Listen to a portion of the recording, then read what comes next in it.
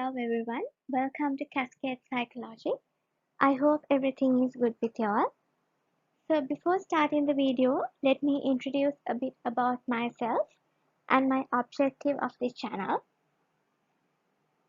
I'm Tarini Fernando and I'm currently reading Bachelor of Psychology at a university in Australia. So my objective of this channel is to share psychological knowledge among students who are currently studying in the field of psychology. This will benefit students to easily understand their psychological lectures.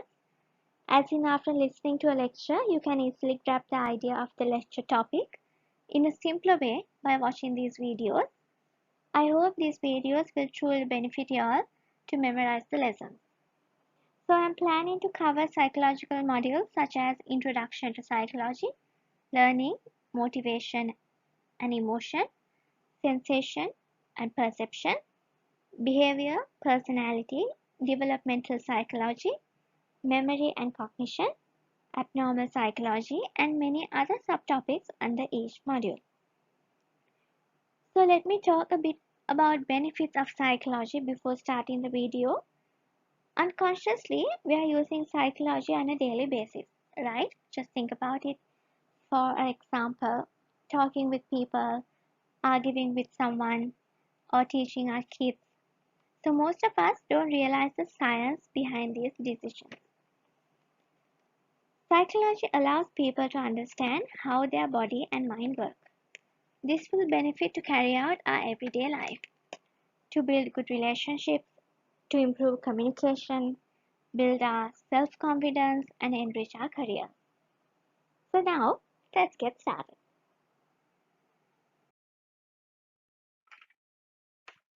First, we'll try to understand what is psychology.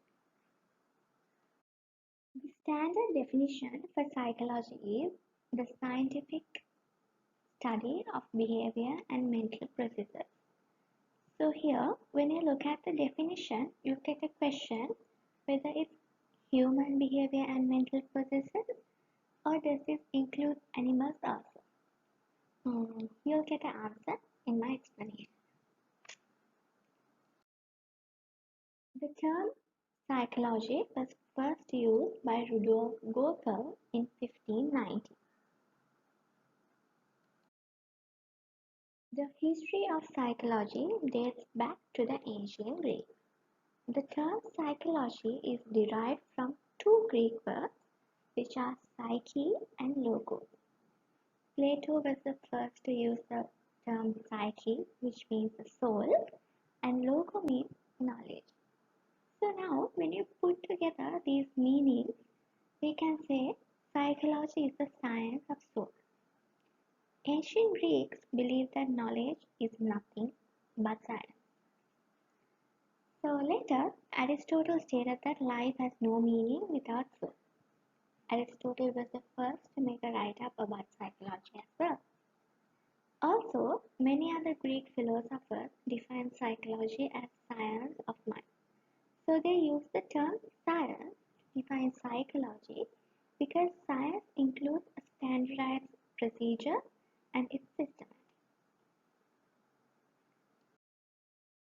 So we'll look back to the definition of psychology and try to understand how this definition came up. John B. Watson mentioned that psychology is a science of behavior, and Edward G. Boring mentioned psychology is the study of human nature.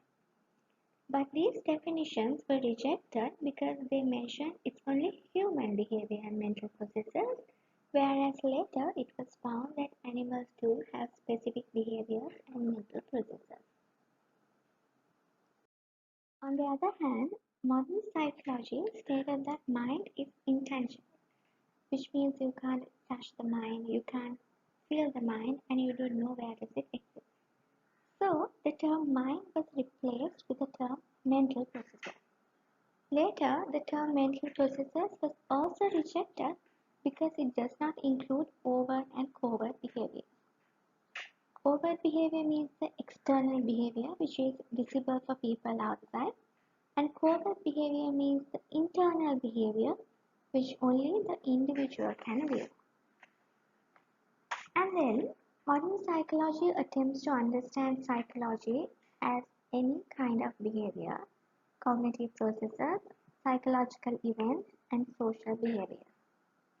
Here, any kind of behavior includes overt and covert behavior, behavior you can experience in a laboratory settings as well as in a natural setting, and the mental processes include problem solving strategies, thinking, motivation, learning, and psychological events can be traumatic events, happy events, and social behaviors can be of interpersonal relationships and social relations.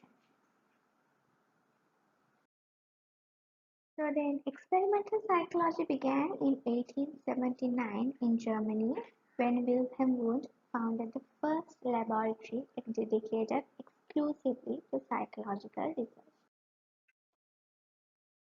And then moving on, William James, Wilhelm Wundt, Ivan Pavlov, Charles Darwin, Sigmund Freud, Carl Jung have contributed towards the betterment of psychology. But the most important insight about human thought, behavior, motivation, including some of the new ideas put forward by these thinkers, are much older.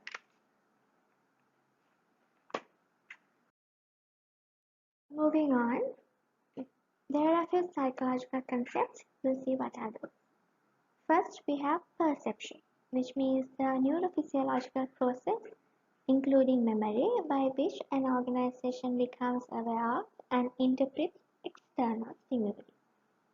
Then we have cognition, the mental action or process of acquiring knowledge and understanding through thought, experience, and the senses. Then we have attention, which means the notice taken of someone or something. Then we have emotion, a strong feeling deriving from one's circumstances, mood, or relationship with others. Then we have motivation, a reason or reasons for acting or behaving in a particular way.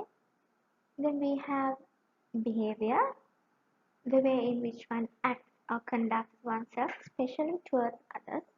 Also, we have other psychological concepts such as brain functioning, personality, and interpersonal relationships. There are two subfields in psychology. Let's see what are those. First, we have clinical psychology, which deals with the study, diagnosis, and treatment of psychological disorders. Then we have cognitive psychology, which focuses on the study of higher mental processes. Then we have counseling psychology, which focuses primarily on educational, social, and career adjustment problems. Then we have developmental psychology, which examines how people grow and change from the moment of conception through death. Then we have educational psychology, which is concerned with teaching and learning processes, such as the relationship between motivation and school performance. Then we have environmental psychology, which considers the relationship between people and their physical environment. Then we have evolutionary psychology, which considers how behavior is influenced by genetic inheritance from our ancestors. Then we have experimental psychology, studies the processes of sensing, perceiving, learning, and thinking about the world. Then we have forensic psychology, which focuses on legal issues, such as determining the accuracy of witness memory. Then health psychology, which explores the relationship between psychological factors and physical ailments or diseases. Then we have industrial and organizational psychology, which is concerned with the psychology of the workplace. Then we have personality psychology, which focuses on the consistency in people's behavior over time and the traits that differentiate one person from another. Lastly, there are some major perspectives in psychology. The first one is neuroscience perspective. Neuroscience perspective views behavior from the perspective of biological functioning, and then we have psychodynamic perspective, which believes behavior is motivated by inner unconscious forces over which a person has little control. Then we have behavioral perspective, which focuses on observable behavior. Then cognitive perspective examines how people understand and think about the world. Then we have humanistic perspective, which condemns that people can control their behavior and that they naturally try to reach their full potential. So, so that's it for this video. Thanks for watching. If you need any help regarding notes and more facts, please do contact me via my email address cascade.psychology@gmail.com, and also don't forget to like and subscribe my channel.